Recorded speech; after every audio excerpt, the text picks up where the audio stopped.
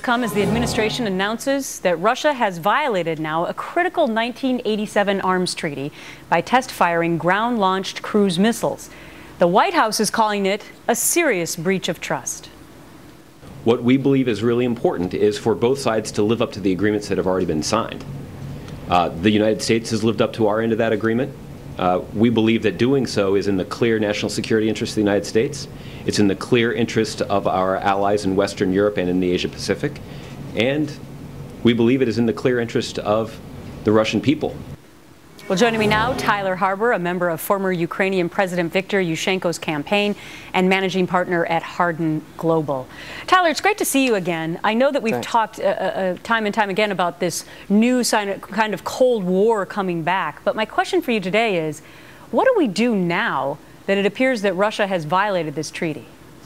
And not only have they violated the treaty, but much like Steve mentioned a minute ago, is we have seen a substantial rebuild-up of Russian military armaments, military personnel on the border of Ukraine, and they are preparing for what observers say could be an actual invasion of Ukraine. Now, of course, they will label it a peacekeeping or a humanitarian aid process.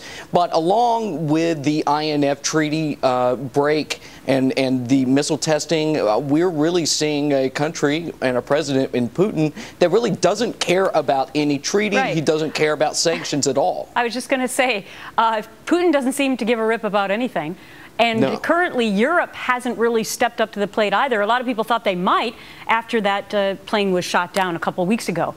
But where do you see all that happening? The U.S. has to lead, I understand that, but Europe has to play the game, don't they? Absolutely, because Europe is more affected by the Russian economy and it going up and down and the Russian energy sector. And so the Europeans have been kind of soft on Russia to date. Now, supposedly this new sanction package that's coming out between the United States and the EU will step up some of these sanctions. But at the same time, the Ukrainian military continuously asks for help from the Europeans and the Americans, and basically, instead of giving them weapons or training or equipment, the only thing that the United States has provided is meals ready to eat. We literally have only sent them food, while the Russian military sends in everything they have, personnel, missiles, equipment, everything. Well, Tyler, what do you think is going to stop Vladimir Putin? For the EU and the United States to back the Ukrainian army. That may not necessarily mean boots on the ground, but it does mean providing military assistance training, providing equipment, and stepping up against Putin, because sanction after sanction after sanction is like throwing a piece of paper at a tank. All right, Tyler Harbour, thank you for your thoughts. Thanks, Gretchen.